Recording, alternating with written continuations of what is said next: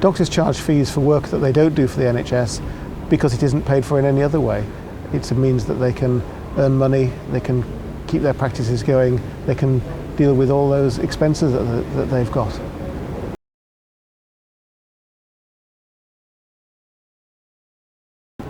It's very complicated. Some of the fees are set because we are able to agree them with other organisations, such as, say, in the insurance industry, where we have agreed fees.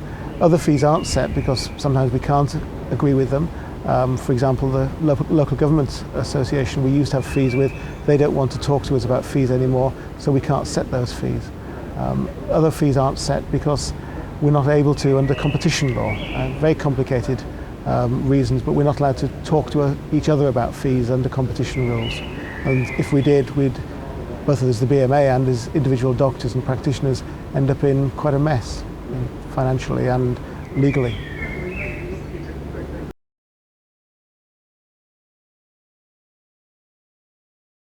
There shouldn't be a problem with competition law, but potentially there is. If doctors do things which are anti-competitive, if they talk to each other about fees, if they agree fees between themselves and between practices, that is a problem.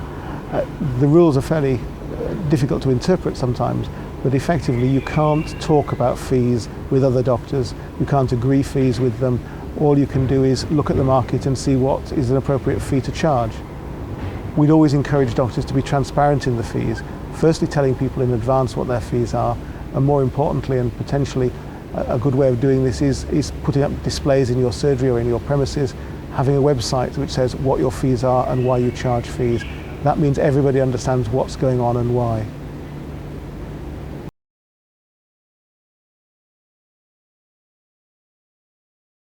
Combination of two things. Firstly, looking at see what is a market rate for something, what other people are charging. When that's publicly known, that can be quite a useful way of getting an idea of what is a reasonable fee. But then you've got to look at how much profit you're expecting to have for the work you do and what the expenses are. Some work has got a lot more expenses than others. If you're involving a lot of staff time, for example, then you may wish to address that by actually calculating what the staff time is, how much it's costing to deal with their national insurance, all the implications of when they're sick, how you cover that. And we're designing a calculator which will help people address this.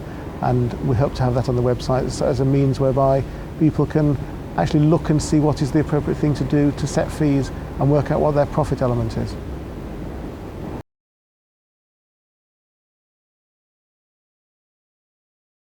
This is a very difficult one, and it is a difficult one for many doctors.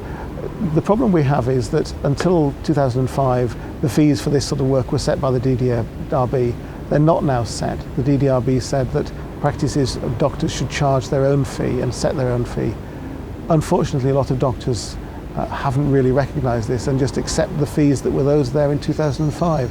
What they need to do now is to look at those fees and see how they fit into the market, how they fit into what is the expenses associated with the work that they're doing, and assess those fees. Some may go up, some may go down. But the important thing is that people do work and that they do work and get paid for it when it's appropriate to get paid for.